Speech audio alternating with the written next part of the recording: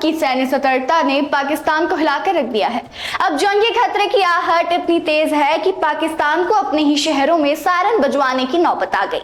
आखिर क्या है सायरन और ब्लैकआउट प्रोटोकॉल और क्यों पाकिस्तान को फिर सता रहा है एयर स्ट्राइक का डर, जानिए इस रिपोर्ट में। नमस्कार, आप देख रहे हैं ई न्यूज राजस्थान और मैं हूं आपके साथ अनीशा सोलंकी। पहलगाम में हुए आतंकी हमले के बाद भारत की ओर से तेज और निर्णायक कार्रवाई की संभावना को लेकर पाकिस्तान बुरी तरह डर गया है। भारत की रणनीतिक तैयारी को देखते हुए पाकिस्तान ने खैबर पख्तूनख्वा प्रांत के 29 शहरों में सायरन सिस्टम लगाने के आदेश जारी कर दिए गए हैं। इन शहरों में पेशावर, एबटाबाद और स्वात जैसे महत्वपूर्ण इलाके शामिल है। पाकिस्तान को डर है कि कहीं भारत 2019 की तरह एक और एयर स्ट्राइक ना कर दे। याद दिला दें कि बालाकोट पर हुई पिछली स्ट्राइक भी खैबर पख्तूनख्वा में ही की गई थी।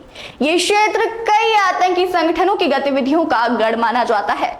युद्ध या किसी बड़े हमले की आशंका के समय सायरन और ब्लैकआउट प्रोटोकॉल को सक्रिय किया जाता है। सायरन एक चेतावनी संकेत होता है जो सड़कों के किनारे या ऊंचे खंभों पर लगाए जाते हैं और आउटडोर वार्निंग सायरन कहलाते हैं। इन सायरनों में दो तरह की ध्वनियां होती है। सिंगल टोन जो लगातार एक जैसी आवाज करता है, इसका प्रयोग आमतौर पर प्राकृतिक आपदा जैसे तूफान या भूकंप के समय किया जाता है।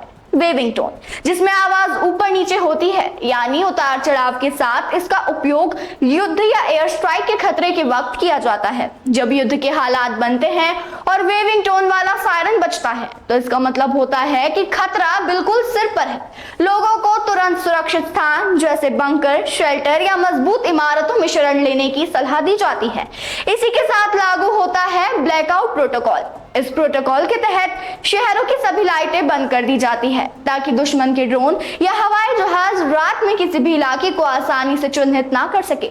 युद्ध के दौरान रोशनी दुश्मन के लिए निशाना साधने का माध्यम बन सकती है और ब्लैकआउट उससे यह अवसर छीन लेता है। स्कूलों, दफ्तरों और सामुदायिक स्थलों पर लोगों को अभ्यास कराया जाता है कि सायरन बजने पर कहां भागना है, किन रास्तों से जाना है और क्या सावधानियां रखनी है। इसके अलावा मोबाइल ऐप, SMS, टीवी और रेडियो जैसे माध्यमों से भी अलर्ट भेजे जाते हैं।